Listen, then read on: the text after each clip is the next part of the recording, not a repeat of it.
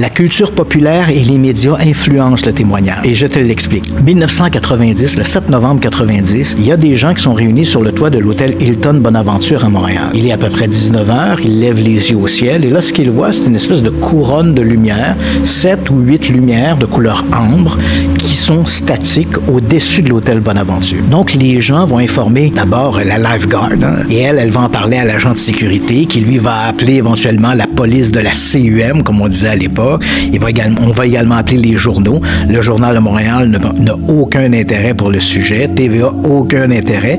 La presse va quand même envoyer un journaliste sur place qui, lui, va arriver vers 21h. Mais lorsque le journaliste arrive, les policiers de la CUM sont déjà là. Ils croient qu'ils vont prendre simplement un relevé d'observation d'un ovni. Mais quand ils arrivent là, ils le voient, le phénomène. Il est toujours là, statique, au-dessus de l'hôtel. Comme le ciel est de juridiction fédérale, parce que, les policiers de la CUM, leur premier travail, c'est de dire, est-ce qu'il y a une menace imminente?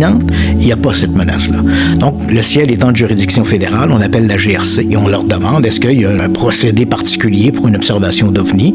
Et la GRC dit on va vous envoyer un de nos agents. Donc, un agent se rend à l'hôtel Bonaventure. Et lui aussi, quand il arrive, il voit le phénomène. On est rendu là à 2 ou 3 lumières. Là, progressivement, elles disparaissent. Donc, lui aussi fait un constat. Le journaliste de la presse arrive, prend une photo. La seule photo, d'ailleurs, de l'événement, c'est Marcel Laroche qui l'a prise. Et puis, vers 22h, à peu près, le phénomène a complètement disparu dans les nuages. La couche nuageuse descendait et les gens concluent que le phénomène a disparu dans les nuages. Le lendemain, évidemment, tout le monde ne parle que de ça. C'est l'OVNI de Montréal. Et on va beaucoup focaliser sur l'idée de la place Bonaventure parce qu'on a des rapports policiers, des rapports de la GRC. Mais il faut savoir qu'au même moment, dans différentes régions de Montréal, la grande région métropolitaine, des gens qui étaient dans d'autres lieux ont observé des phénomènes lumineux particuliers.